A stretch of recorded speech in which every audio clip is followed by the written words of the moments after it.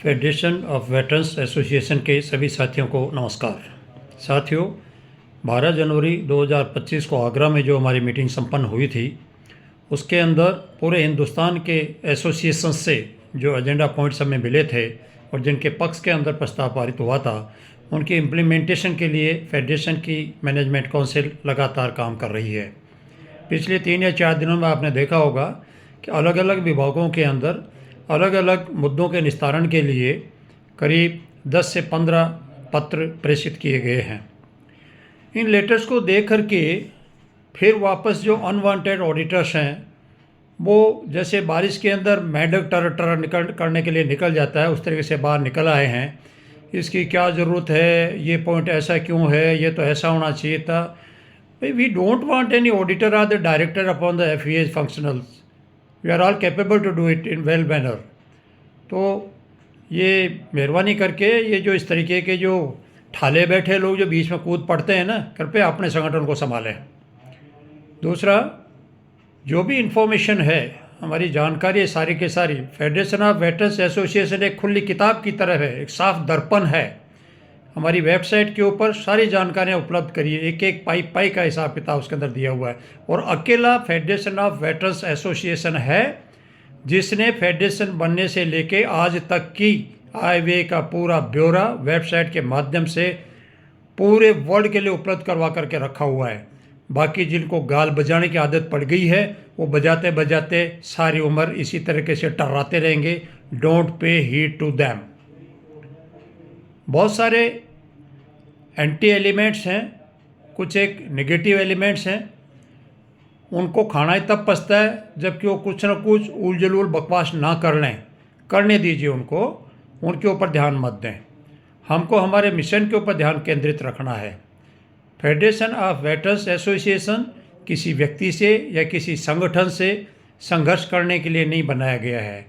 ये बनाया गया है लाखों पूर्व सैनिकों और उनके परिवारों के कल्याण के लिए। और फेडरेशन ऑफ वेटरन्स एसोसिएशन उस दिशा के अंदर एक बहुत ही अच्छा कार्य कर रहा है। कुछ लोगों को, जिनको पूर्व सैनिकों के कल्याण से कोई सरोकार नहीं है, वो कुछ अच्छा होते देखते हैं तो उनका हाजमा खराब हो जाता है। तो वो तो इस प्रकार का हरकत जैसे पहले करते आए थे, आगे भी करेंगे। हमें उसकी तरफ ध्यान देने की ज़रूरत नहीं है। जो कर्मवीर होते हैं वो अपने पथ के ऊपर अपने लक्ष्य को केंद्रित रखते हुए आगे बढ़ते हैं। देने बाएं कौन क्या बकवास कर रहा है उसके ऊपर ध्यान देने की ज़रूरत हमें नहीं है। दूसरा, खुशी का बात तो ये है कि पिछले इस एक हफ्ते के अंदर हम देख रहे हैं कि जितने भी जो ये फोकटिया यूट्यूबर्स हैं या जो फोकटिया राय देने वाले लोग हैं, वो बड़े ज़ोर शोर से कूदे हुए हैं और फेडरेशन के हर पत्र के जो ड्राफ्ट है उसके ऊपर अब विश्लेषण कर रहे हैं, उसकी व्याख्या कर रहे हैं। और इफ एंड बट्स के ऊपर जो है पूरा ध्यान दे करके रखा हुआ है। तो साथियों, ये हालत ऐसी आ चुकी है कि इन सबको मानना पड़ रहा है और ये एक तरीके से फेडरेशन का स्वीकार्यता है जिसको ये लोग बखान कर रहे हैं।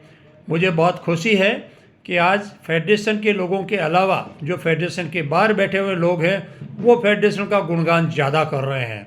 और ये इस प्रकार का संकेत है कि फेडरेशन सही दिशा के अंदर आगे बढ़ रहा है। साथियों, आपको यकीन दिलाते हैं कि जिन जिन के भी एजेंडा पॉइंट्स आए थे उनको सबका संज्ञान लिया गया है, लिया जा रहा है। जो बाकी पॉइंट रह गए हैं उनके ऊपर भी जल्दी संज्ञान लिया जाएगा। और अब हमारा मेन फोकस रहेगा डायरेक्टर जनरल रीसेटलमेंट से मान्यता प्राप्त करना।